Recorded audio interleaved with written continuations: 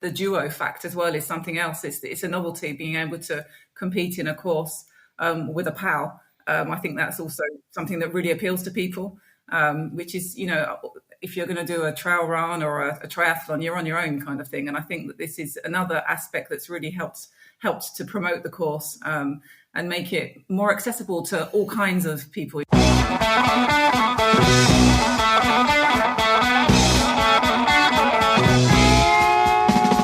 Welcome to the Low Tide Boys, a Swimrun podcast. I'm Chip. And I'm Chris, and this is episode 212 of the show. This week's episode, we dive into our super long bucket list of swimrun events that we want to participate in and take you with us figuratively to the Gulf of Morbihan and present to you the award-winning Swimrun Troll Enez. Co-race directors Laura, Renan, and Jocelyn join us to tell us all about this amazing event. Did I say award-winning? Swimrun.com? You did. 2013. Judge's Choice Award. Choice. Well-deserved. I voted as for a judge. it. As a judge, I'm disclosing that I voted for it, even though I've never done it.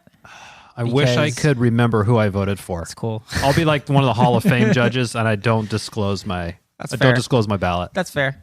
Mostly I don't remember. Yeah, I'm sure people can guess which ones I voted for.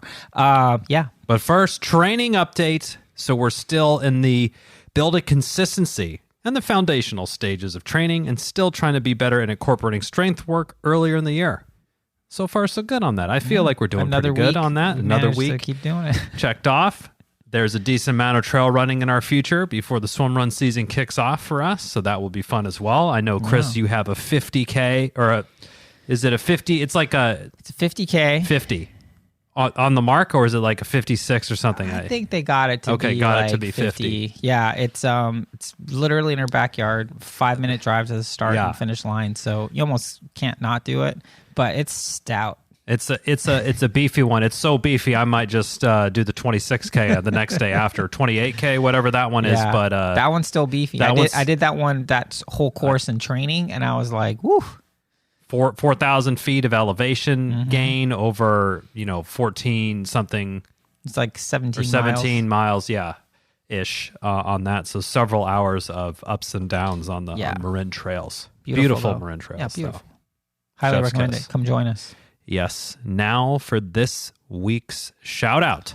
Yeah, this week's shout out goes to friend of the show, David Trehane. He's the race director for the new Studland Swimrun in the UK. The race looks epic. Also has an epic name, Studland. Mm-hmm. It happens to be a town.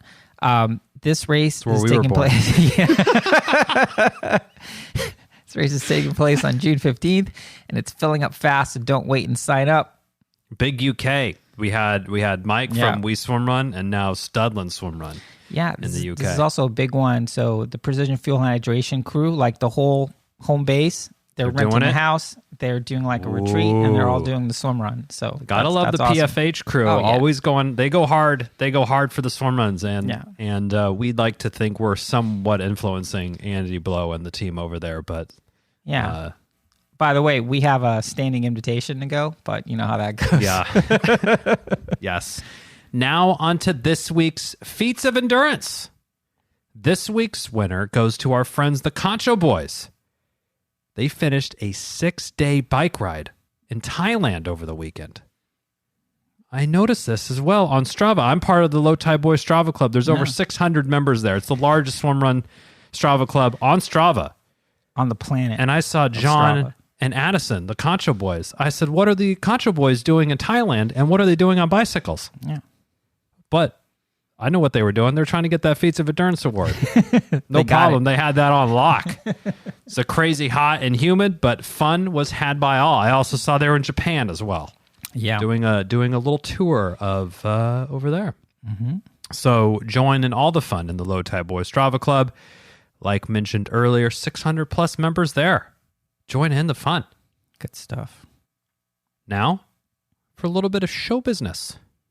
So are you a fan of the show? Well, you're listening, so we certainly hope so. Do you appreciate our unique brand of super niche content?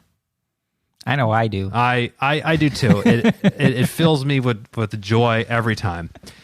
Please consider taking a moment to help bring new people to the show by leaving a rating and review on your podcast platform of choice. So if you're in Spotify, You can hit follow. Somewhere in there, they definitely don't make it easy for you, so you got to do a little bit of work. Leave a rating. 5 is great, but 5 is good. Yeah, do whatever you feel is best. If you want to leave less than 3, send us an email and tell us why. Yeah, don't do that, and just reach out. Let us know. Yeah, if it's less than 3, keep it to yourself. Same goes with the Apple Podcast platform, but that's really helpful. Gets us up. It helps the algorithms understand which podcasts are popular, and it can get us up in the mainstream of maybe like an endurance podcast or some of the swimming ones there. So be sure to do that, and then share it around. It always helps a friend and potentially fan. You hear someone looking to do something fun, send them the Low Tide Boys for that. Whilst we're on the show business segment, don't forget as well to head on over to Facebook for the Swimrun Swap Meet. So it's a good time of year for that. It's a great time of year. So maybe you're getting ready. Spring is coming up in a few months. Maybe you have some old gear. You're looking to get into the sport. Head on over to Swimrun Swap Meet in Facebook. You can join in there. It's only swimrun gear. Wetsuits, shoes, all that sort of thing. So check that out. That also has over 600 plus people over there. So that's just wild. But there's all sorts of ways to interact and interact with the community we have built here. Yeah. Now, on to our conversation about Swimrun Troll Enez. Yeah, it was super fun to chat with Laura, Renan, and Jocelyn about their labor of love, which is this event. Mm-hmm. So you mentioned at the start of the show, this race has been on our radar for a while, and it's only moved up the bucket list after this conversation. We chatted about the history of the race, got a course overview, got their take on why Swimrun is taken off in France, and so much more. Chipper, I literally had a dream about you and I racing this after the night when we recorded that. I was just ruminating about it, dude. I mean, it just sounded so epic. You were hooked on it. Which part specifically? The Mondo swims? Was getting me excited. I mean, the Mondo swims were cool, but I mean, just going back to the original thing of it, I mean, it's like this inland sea in Brittany. It's like a salt lake, like a salty lake, and it has like its own, the way I think Laura was talking about how it's really unpredictable because it isn't just like ocean waves. It kind of has this like lake thing going on, so you never know what you're going to get. It was just sounded really interesting. A very, very unique, cool race, and and tough. For swim runners by swim runners. Yeah. They also have done Attila multiple times. Yep. We allegedly interfaced with them at one Attila post race, so all bets are off if we actually remember that. I was probably in some sort of bonking haze. I think it was Renan in this case. Like if he remembers it, then it happened. I'll just it probably happened. I don't know. Depending whose years it was either me or Chris. One of us has worse memories of those years. But great chat with them, and I really. A real labor of love and the passion really, I think, comes through in this there, and they're really doing it upright, really holding on to the kind of the Attila spirit of it there, and not compensating on anything. Like it's a sturdy race, and they're taking a little bit of a cool approach as well to help lower the bar of entry in there, so we won't blow that spot up. So tune in for more. Gotta listen. But this is a great one. And certainly, if you don't have the award-winning Swimrun Troll Enez on your list, you're missing out. You will after this conversation. Absolutely. That's for sure. Absolutely. So without any further ado, let's get into our conversation with race directors of Swimrun Troll Enez. Bonjour.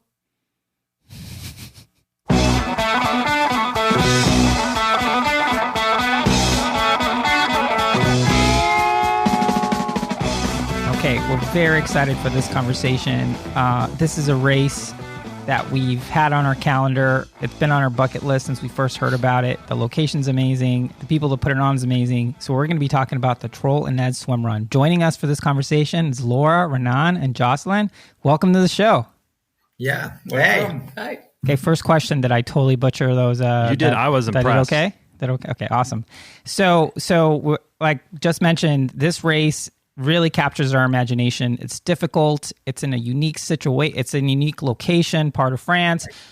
Can you tell us a little bit about the history of this race and why you guys decided to put on a swim run?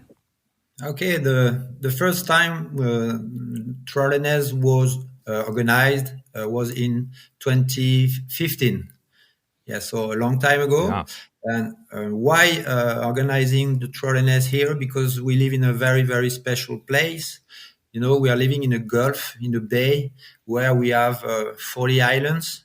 And so it's a perfect place for swim running, right?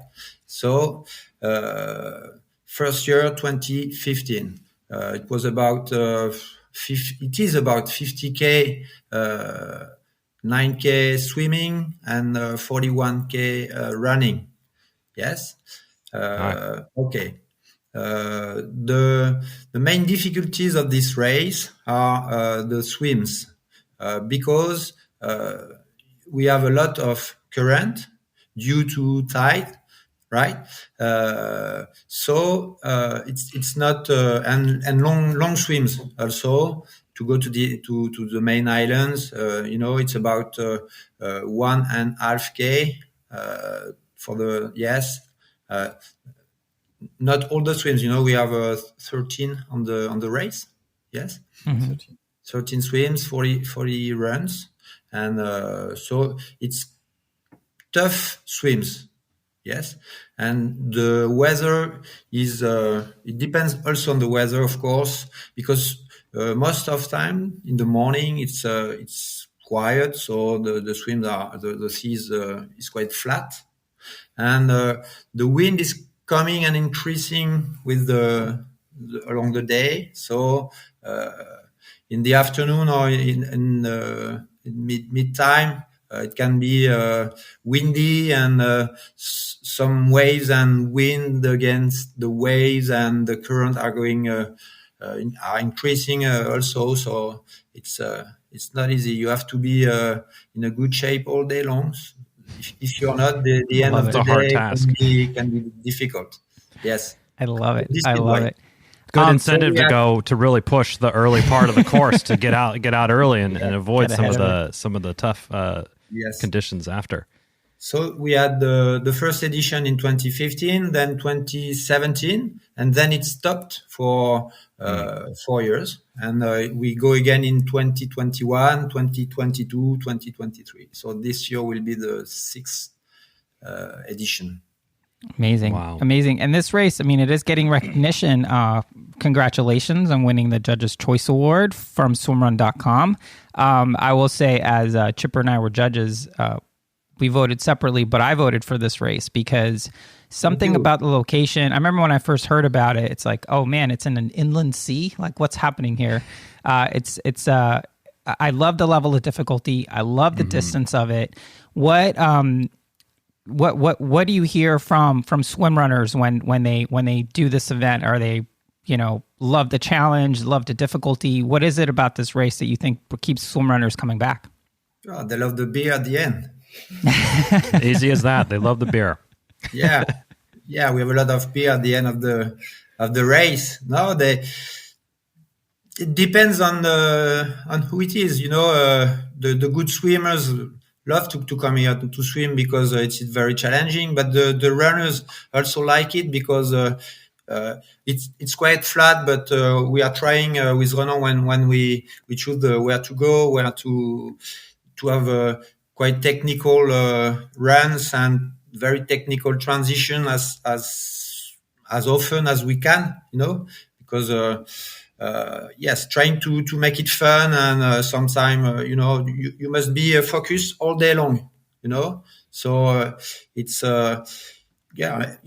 it's a race for everybody who like to have a tough day but a fun one, and I think something else that our competitors often talk about is the great atmosphere.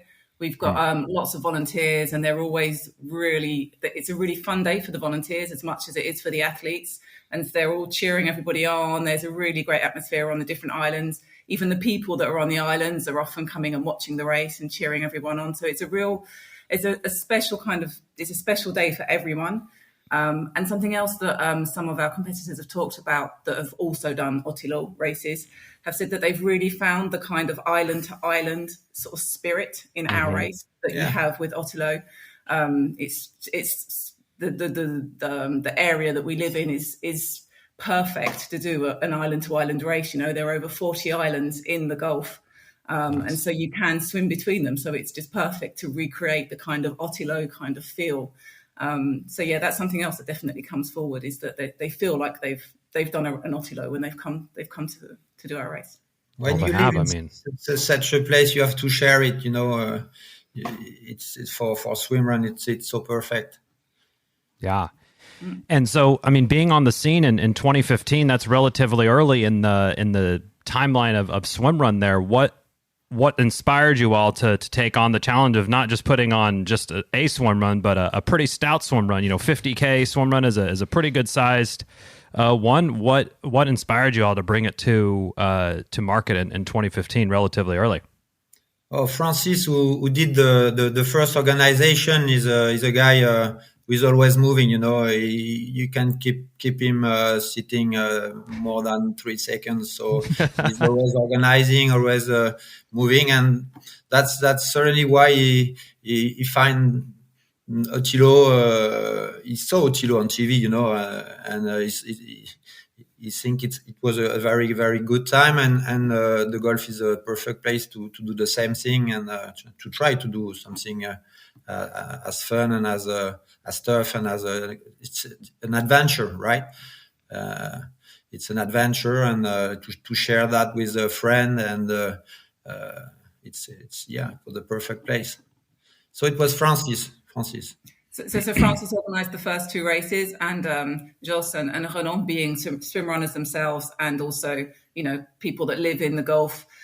When Francis mentioned that he needed a hand, basically because it was such a major organisation, such a big race to organise, he asked if, you know, the guys would like to become involved, and that's how they've, you know, become involved in organising the race, and now kind of pretty much taken over the organisation. That asked few additions. Yeah, Francis is like moving, doing something. He's off somewhere else. It sounds like. It's too simple. Yeah, many races. Yeah, when we came back from Otilo WC 2019. We decided to make it again, you know. So we called Francis, and we did it. So let me ask you guys. So obviously you've done Otilo races. We were talking before the air that Renan, we met 2022 hobbling after the race. How would you, and now for folks who've never done Troll Enez, like how would you compare it to sort of we mentioned it's island to island, but how would you compare it to more of the Otilo style branded races in terms of, there's a couple things to me that's, you know, I'm sure the vibe is very similar, very friendly, very welcoming, very open, but in terms of sort of racecraft and the experience that people have, how does this race compare in your minds to sort of an Otilo or a more well-known or more established swimrun? So we took the example of Otilo. This is maybe the first thing we can say. Trying to make something. You know, when you go through Otilo, you feel.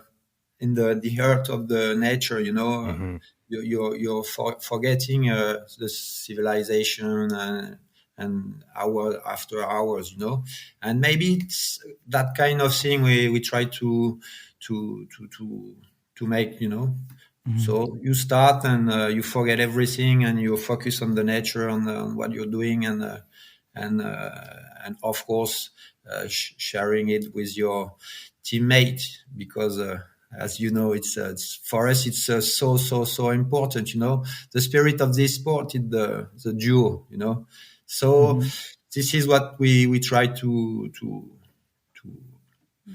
create or to capture. To share. Yeah, the flow state, the flow state, I think is what we refer to it here. And sometimes it makes those hours pass by quickly, but other times.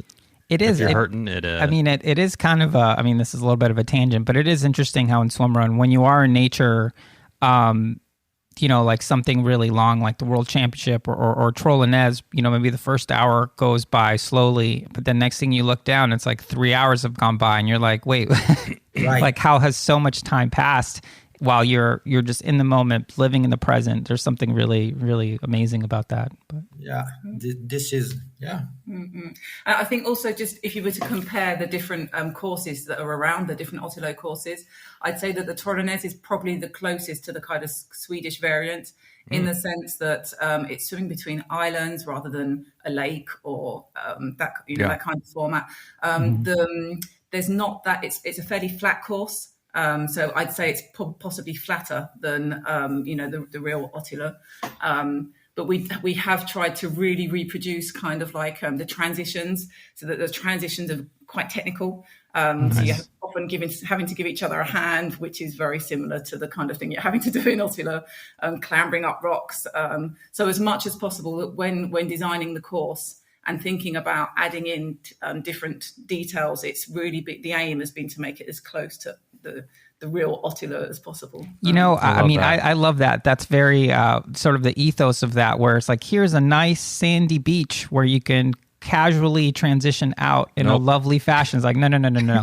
Here's these rocks. It's like, forget the beach. Climb the rocks.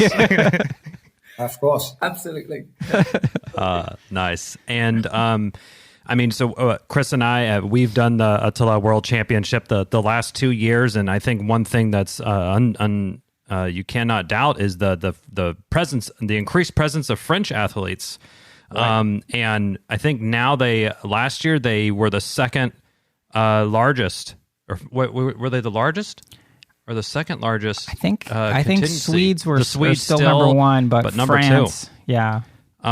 So would love to hear what you all are doing over there to make it work and really start to build swimrun as a sport, so we can start replicating that here in the United States. Yeah, I don't know. Maybe, France, it's a small country, but we have a lot of sea. And so if you have all the Mediterranean coast and all the Atlantic coast and all the North coast, you can have races all around, and then you go to the mountains, you got lakes, you can also have races and everywhere in France. So maybe, and it's a fun sport, and it's new, and nature and nature, yeah, because of nature as well. I think nature is very important For French people. Yeah. for French people. Yeah, I think so. yeah. I think also just the duo fact as well is something else. It's a novelty being able to compete in a course with a pal. I think that's also something that really appeals to people, which is, if you're going to do a trail run or a triathlon, you're on your own kind of thing. And I think that this is another aspect that's really helped to promote the course and make it more accessible to all kinds of people, whether it be your very sort of top athletes, or even just somebody that likes to go for a run and swim on once a week on a Sunday. They can still do swim runs, because in France there's a real variety of different distances. That's something else that I think has really helped to develop it, is that you've got excesses up to sort of like crazy distances. Everything's available. Yeah, if you take the biggest race in the world today, with the number of teams, it's Côte Vermeille, south of France. You have last year, I think, 550 teams. Wow. Yeah, only teams, no solo. So it's a good thing. So it is possible, of course. And from maybe the shortest race is about, you have a race for the kids, and then you have maybe 10, 30, 40, and the big one is an ultra 65K with 2,500 elevation. Wow. Yeah, That's stout. Amazing races, and so many people. It's so it's more than 1,000 people every year. And he opened the registration this year, maybe in November, 15 days, and it's full. Wow. Yeah, it's crazy. That's great. I mean, That's exciting. So there's a lot of enthusiasm, and people are showing up, which is, right. what you need to help it grow. What do you think the impact of the Triathlon Federation sort of taking on Swimrun as a thing? Do you think that's helped sort of spur that growth? Oh, I don't know. Yes, because it's when the triathlon, you have a triathlon club, okay? You have to organize one event in the year. You have to do that, and when you organize a triathlon, you can add a swim run. It's easy, So. So you have some small swim runs organized everywhere, and so it can help this way. Yes, of course. Yes.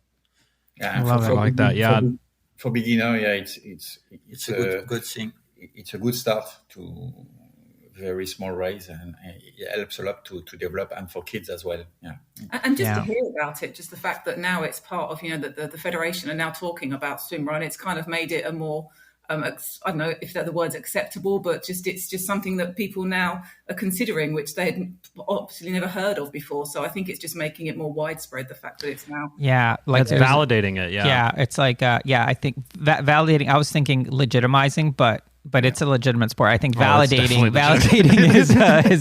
is a better term for it, because we think about it in the United States a lot, where the sport is really in its infancy. There aren't that many events, and obviously United States is so big. It's great. There's a new event in Indiana that's 2,000 miles away from us. Like, we can't go, right? So as we think about growing it, we're always thinking it's like, hey, people need to support their local events. But, I think it's different when it's sort of built into triathlon clubs. It's built into an experience that people can have. And because it is validated that way, I think it can't help it just seem like an acceptable thing to do if you're a triathlete in your season, to go do a swim run or something. Mix it up. Yeah. Yeah. And we, I think you're like the point of the awareness of it, because I think what we found is that there's a certain percentage of people that just when they hear about swimrun, they're automatically like, oh, that seems really cool or interesting, I want to try that. But if they don't even have that awareness, so attaching it to the triathlon club is a really smart, strategic move, I guess, to have just start bringing that awareness. And then all you need is a few people that, maybe 20 people showed up and did the first kind of little circuit swim run, but then they go and they tell some people, or they bring a different partner in, and that's how you see it getting spread around. We've been trying to. I think that's a good angle for us to try to replicate in the United States. Yeah, and you have the triathletes doing swimrun, but you also have a lot of the swimmers coming to when they stop swimming, they will for all their life. They will be good swimmers. So when they're older, you just run a bit and you can do swimrun. So we have many swimmers doing swimrun. Yeah. I was going to ask a little bit about the athlete makeup that you have. Obviously, I think with the connection with the Triathlon Federation and the triathlon clubs, there's naturally going to be more triathletes. But for the people that are in your races, or more generally in France, what do you kind of see? What type of quote unquote athlete, or what type of person? What's their endurance background, or that you see doing swim runs in France, or your race specifically? Yeah. Okay. I don't know, maybe a bit of everything. Okay. Yeah, it's so different. Well, the main thing, or the main problem today, or it's not a problem, it's a fact. We are quite, swim runners are quite old, right? So we have to help young people coming to swimrun. So it's coming. Anyway, it's coming. So our race, it's a bit too big. It's XL format, so 50K, and we cannot easily make many races and have too many people, because our highlands are protected.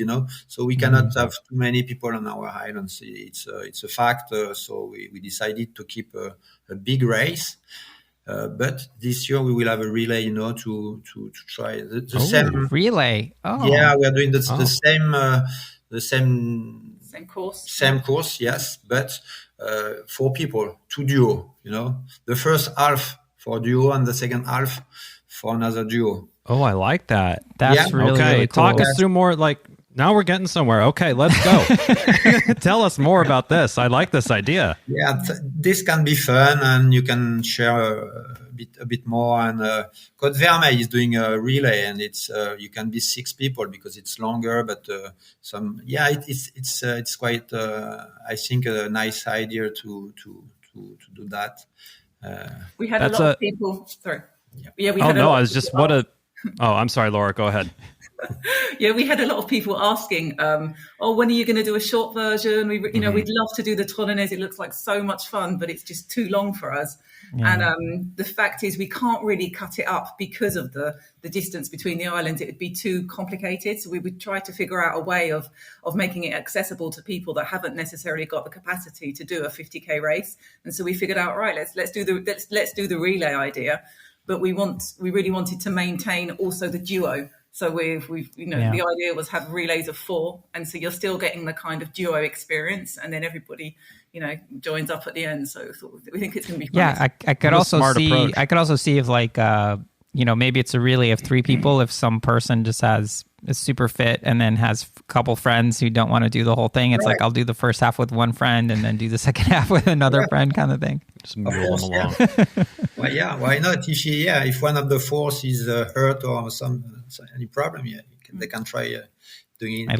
I love it. So going back to Troll Enez, this race again from the photography, from everything you guys are doing to promote the event is captivate any swim runner who's at all crazy like most of us is going to think this race is amazing.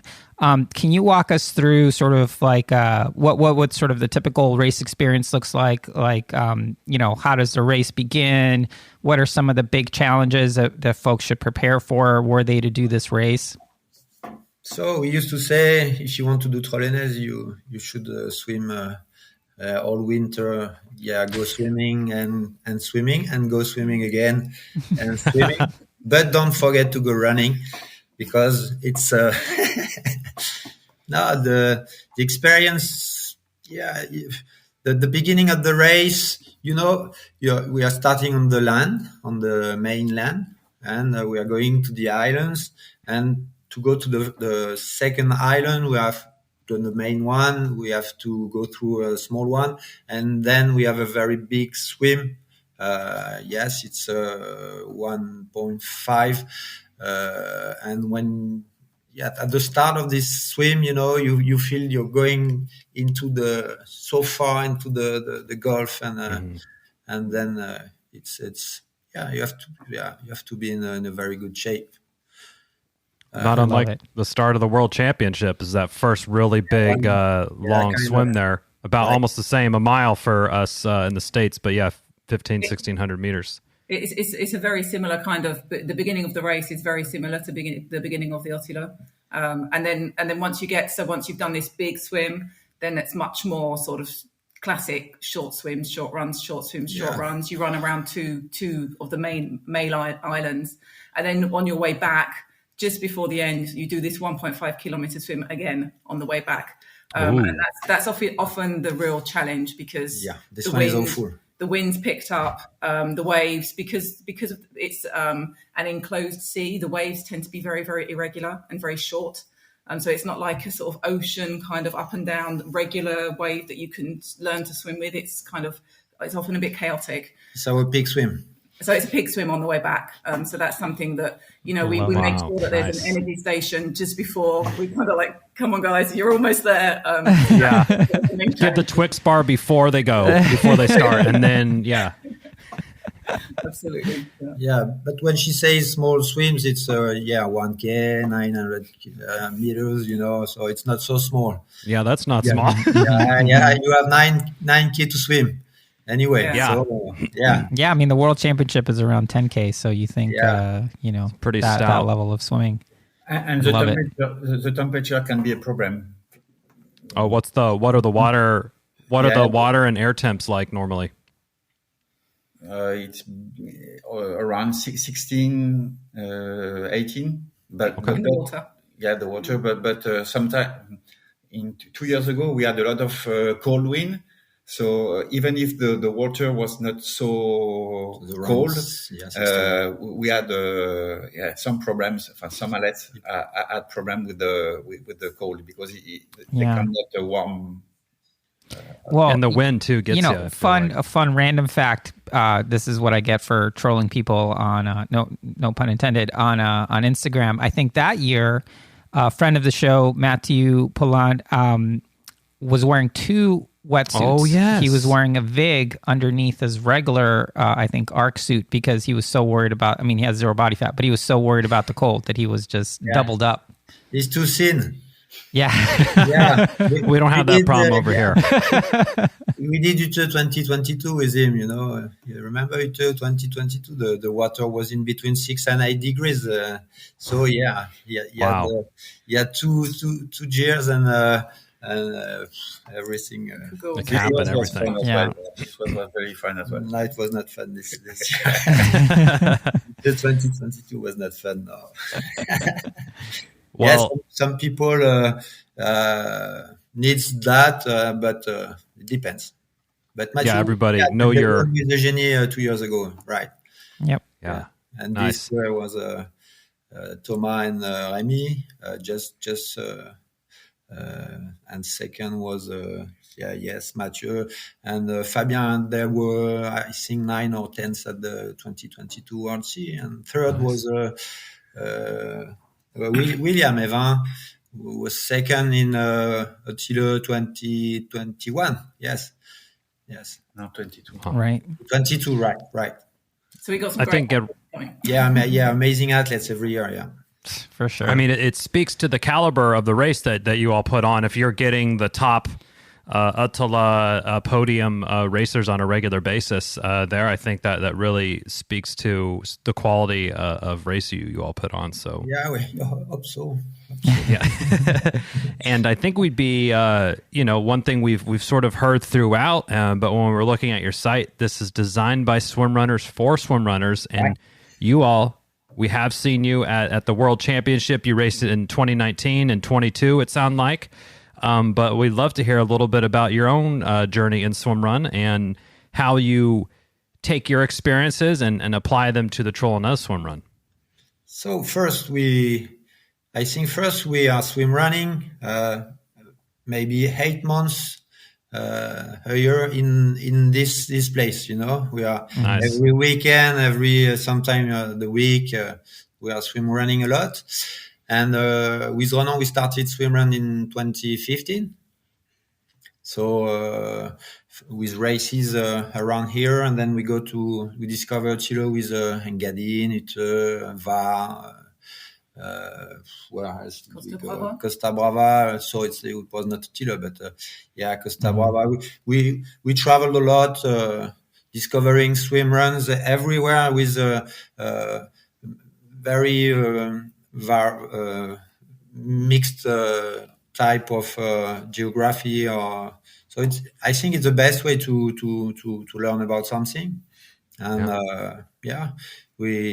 then when we decided to organize again the Troll Enez in 2019, so we first took a map and we trace we trade the course, and the course we think it's the best one, and then you have to discuss with the authorities. So you want to do that? No, you do that.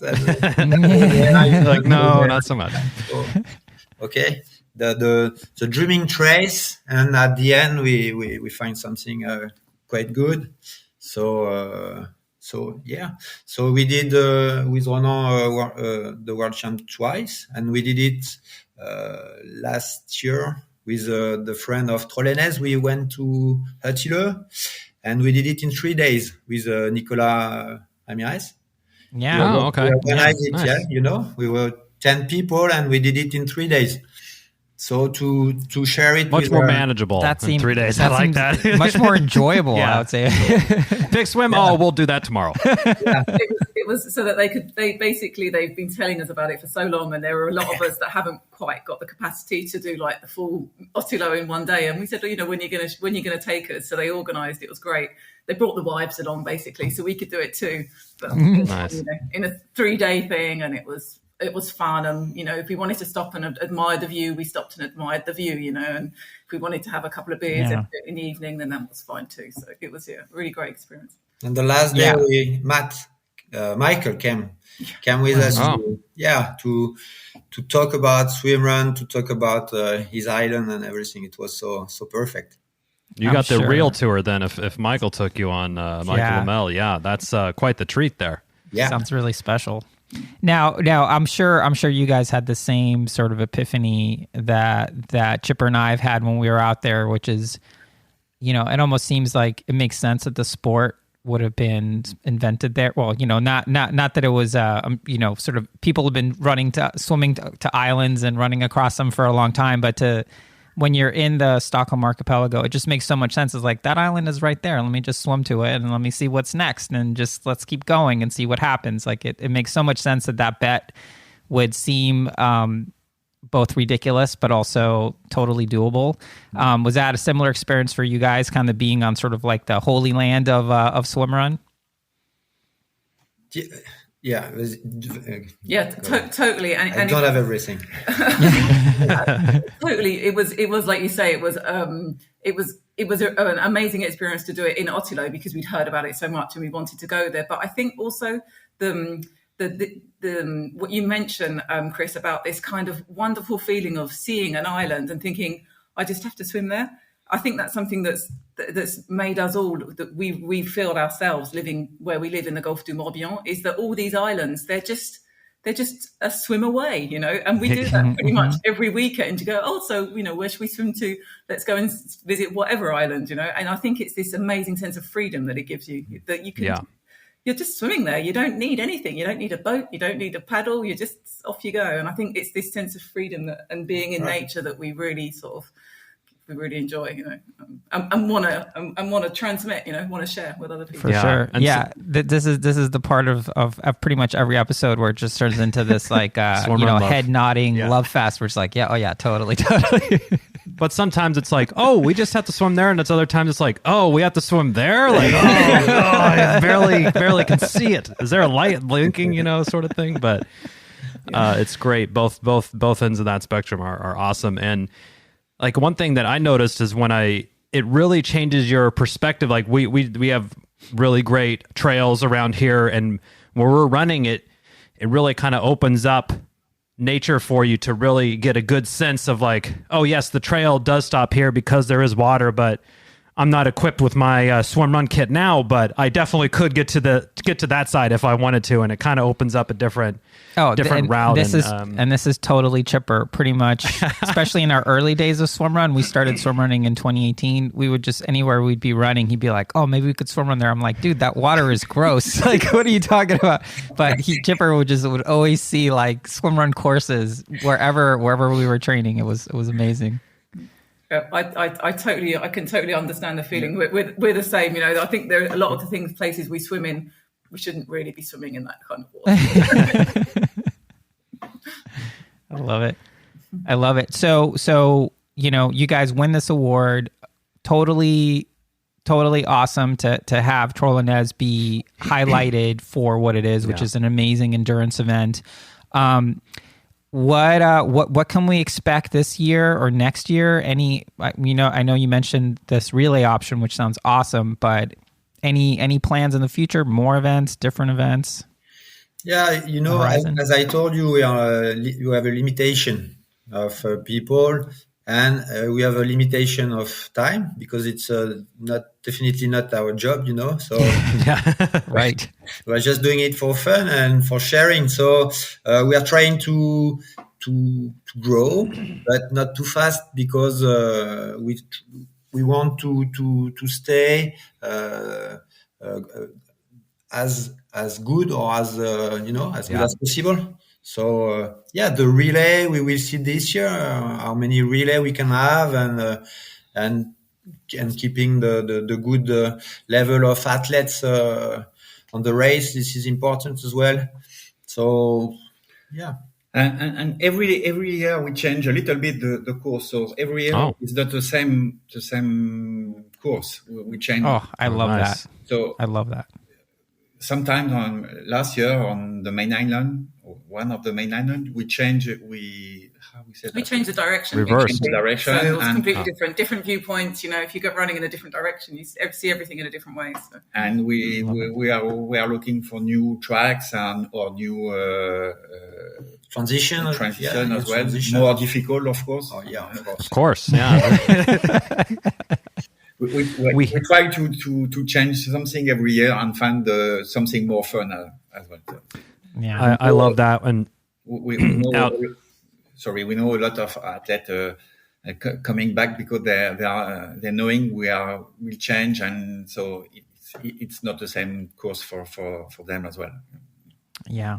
One race out here. Now Attila Casco Bay in Portland, Maine does that, but they have a series of islands. But we've done that race 3 or 4 times now, and we haven't done the same course twice, but it's different, but it's very familiar as well. You're like, oh yeah, I've seen this, but I kind of like almost have to turn around, like, oh, I've seen it going this way, not going this way before, but it has a good sense of familiarity, but you're experiencing a lot of the same stuff. And I do like, I don't know, I'm kind of torn on, you have your sort of limitations. We want Swimrun to grow as a sport and have more people because we love it, but also I really like that it's sort of limited and small, and you're preserving some of the magic with these kind of really cool, unique courses like Troll Enez, is that it is capped on the amount of athletes, and you can't really finagle it too much, and it is a challenging event. So I like the preserved magic of it, but I also want the sport to grow. So I don't know how we accomplish both those things, but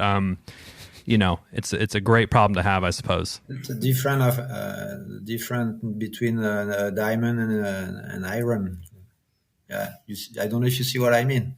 Yeah, we're trying to keep the diamond as beautiful as possible. So. Yep. Yep. No, that makes a lot of sense.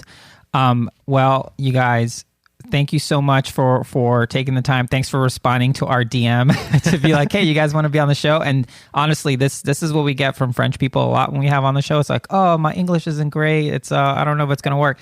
And I'm always like, it's going to be fine. And once again, I was right. It was fine. So thank the 3 of you so much, Jocelyn, Renan, and Laura. Okay. Thank you. It's amazing. One of these years we're showing up. Yeah. Just letting you know. Probably not this year, but one of these years it's on our list, and we can't wait to have that experience. Yeah, hope to see you soon. Anywhere. You'll be very welcome to come. Awesome. Yeah, we'll see you out there. Thank you guys so much. Thanks. Have a great day. Bye. Take care. Bye. That's it for this week's episode. Thanks so much for listening to the show. Make sure to subscribe wherever you listen to podcasts, and leave a rating or review, since that's the best way to help other people discover the show and the sport of swimrun.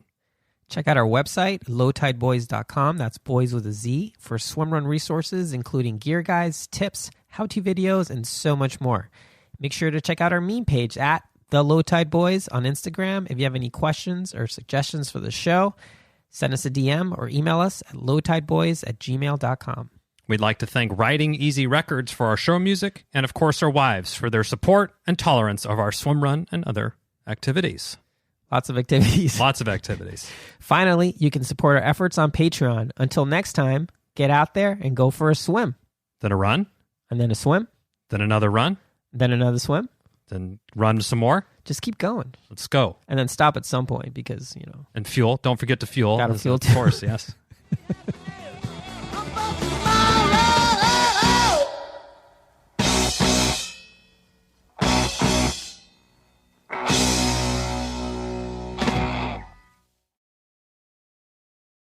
That's it for this week's episode.